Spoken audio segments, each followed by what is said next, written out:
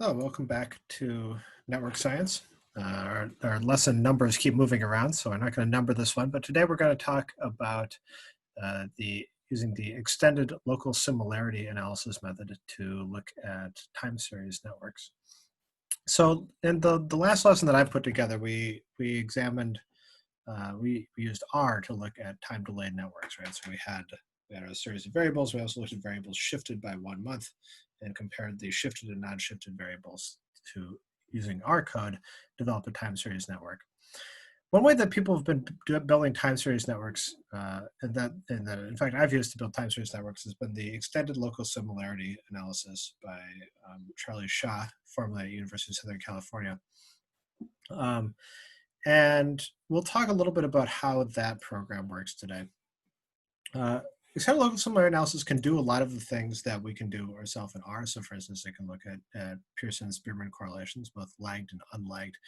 It also has, and its original purpose was to come up with something called a local similarity score. So let's take a look at sort of how that works. So I'm going to share my screen here. And let's do this one.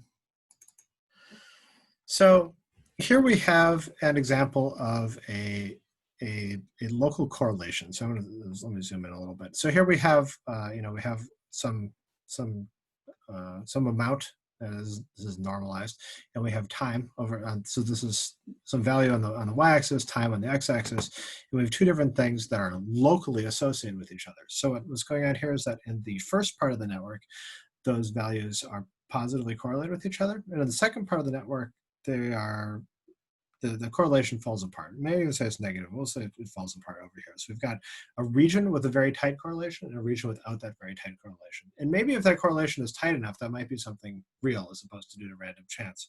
So local similarity analysis looks through your time series networks for associations that are strong enough that you can say that even though they occur over only part of the network, they're likely to be real associations. It also finds associations that occur over the entirety of your network. And then what they found is that once they had this method, it was only a short jump to start to use that method to look for time series analysis. So this is what people generally did, looking for time-lagged associations. Extended local similarity analysis, we said, well, what if we don't want to find correlations that are only present for part of our time series. We just want to limit them to ones that are present for the whole time series. And so it added in Pearson and Spearman associations, but as we saw in the last network, there might be other sorts of associations that you want to do, in which case ELSA is maybe not your best bet. But if you do want to look at local associations or use some of the more extended capabilities of ELSA, and we'll get into some of those, such as liquid analysis, in which we look at trios of variables instead of pairs of variables, you can use LSA. LSA is not R code. I'm going to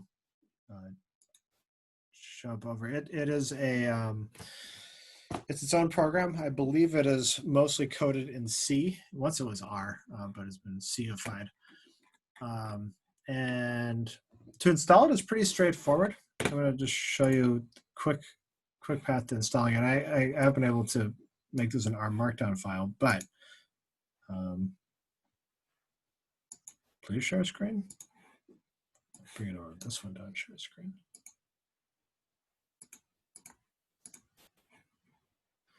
Let's look over here. So to install ELSA, there's just a couple of really basic steps, and I've left this Network Science Install ELSA tutorial, but their steps are basically install Conda, or through either Miniconda or Anaconda.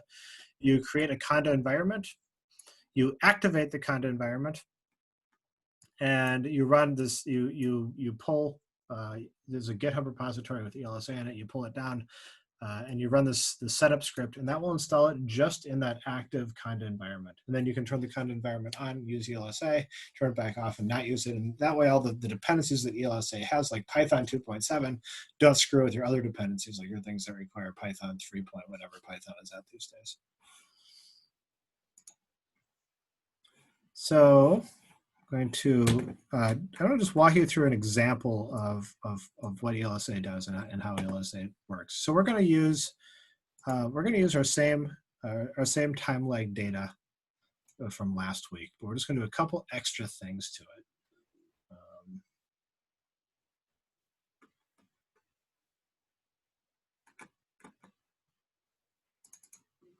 first desktop. So we had our spot CLR matrix. That was our CLR transform data. And we can still use CLR transform data with ELSA if we want to. And there's just a couple things we have to do. One is that we used to have our different OTUs or aversive fragments or ASVs on our columns and our times on rows. ELSA expects your times to be columns, so you're going to want to transpose it.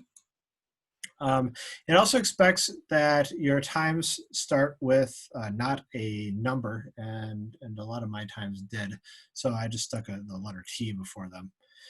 It also expects there to be a pound sign in the upper left-hand corner of the file that it gets. So you need to do some tricks to add that pound sign, or just manually add it in like Excel or something.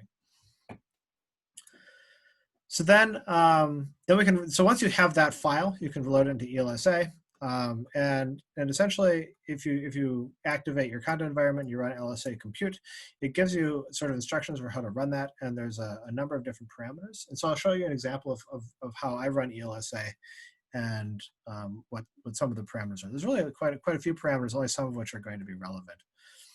One thing you're always going to need to do is look at how many time points there are. So that's going to be the number of columns. In those cases, 120 of them. That's funny. There used to be 119. So anyway, there's 120. You're going to, again, if you're running this from within RStudio, you're going to want to activate your content environment every time you do this, or you can just activate it once and work with it in the terminal. You're going to run LSA Compute, and you need to put your input data and your output data, basically the name of the file where you want your data to go out, and then a bunch of parameters about how you want ELSA to process your data. And I just want to go through what those parameters are. And if you run it on our sample data set, this whole thing finishes in 1.7 seconds. For your realistically larger data sets, it can take longer. I've run ELSA for a couple of weeks in the past. So here's the parameters and what they mean. So -D is your delay. So that's essentially how much of a time lag you're willing to let have. So in our analysis we did in R, we assume there's a delay of 1 month, but you can imagine allowing there to be a delay of more months than that. -M is a filtering parameter, so it's how many times a species has to show up in the data set for us to not throw it out. And I'm going to set that to 0 because I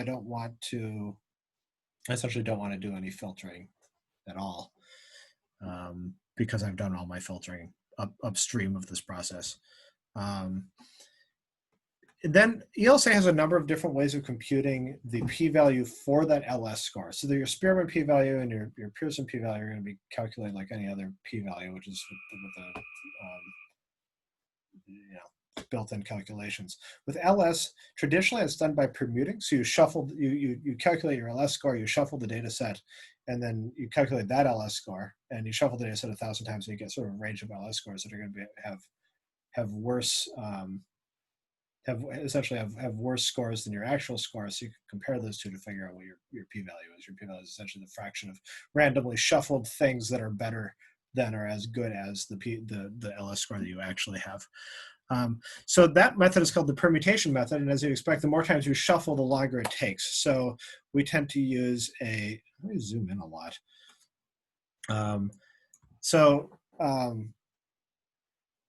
There are hacks to get around that. So one of which is this theoretical p-value approximation. So in one of the ELSA papers, Shah found a mathematical approximation of what the permutation would give you. So if you do Theo, it gives you that, and it's much, much faster. So instead of having to do 1,000 shuffles, it just does the calculation once, and you get a calculation fairly quickly.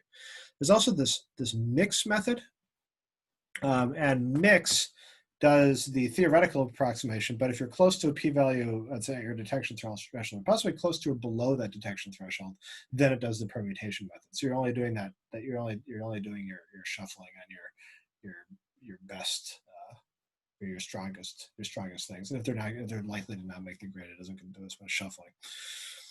So if you do the theoretical method or the mix method, you have to specify how many times you shuffle it.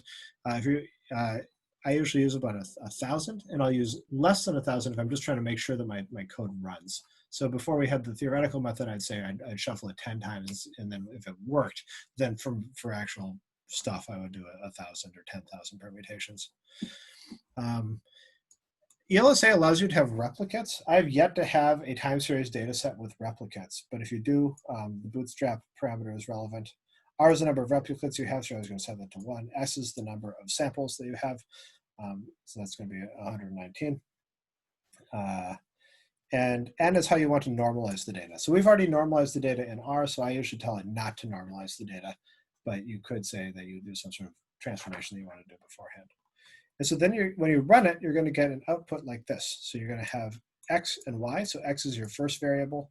Y is your second variable that you're comparing it to. LS is that LS score. So saying how strong is the association, which may occur over some or all of the data set. Your confidence intervals only matter if you have replicates. So we don't, so these are going to be the same as our LS score. Then XS and YS are the starting positions of the association. So this association starts at the beginning of the data set for both X and Y, whereas this one starts at the third point. Others might start later in the data set.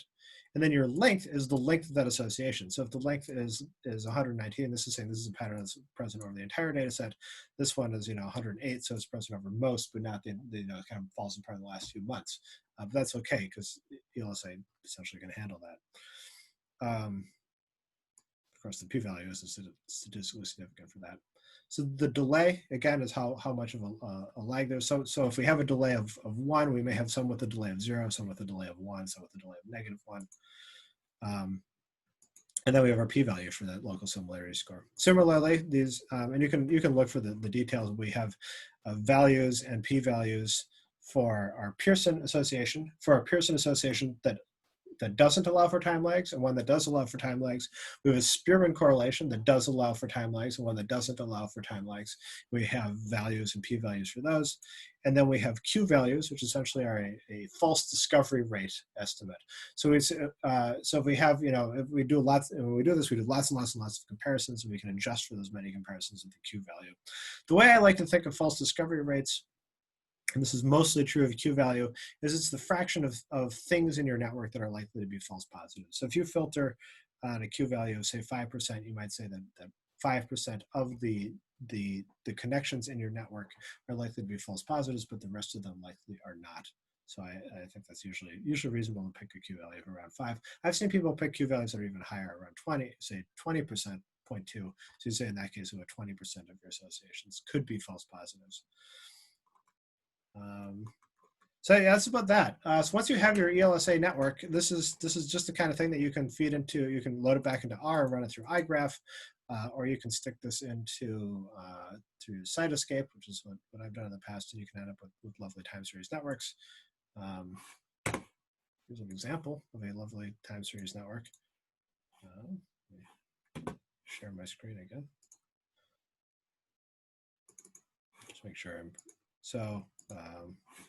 Here's one of the original microbial ecology time series networks. This is by Furman and Steele, and they found that they had a number of different microbes here. They're looking at SAR11 microbes, which is a really common kind of microorganism in the Pacific Ocean, or actually most of the oceans. And then we looked for associations that were local in nature, but statistically significantly related with other things, either with a time lag or without. So the SAR11 is related without a time lag to this actinobacteria. It's related with the time lag to this other actinobacteria. The SAR11 changes, and then 1 month later, this actinobacteria might change. So if it goes up, this goes up 1 month later. This goes down 1 month later for at least part of the data set. So that's what ELSA does. Come to office hours or shoot me an email if you have questions about any of this. Thank you.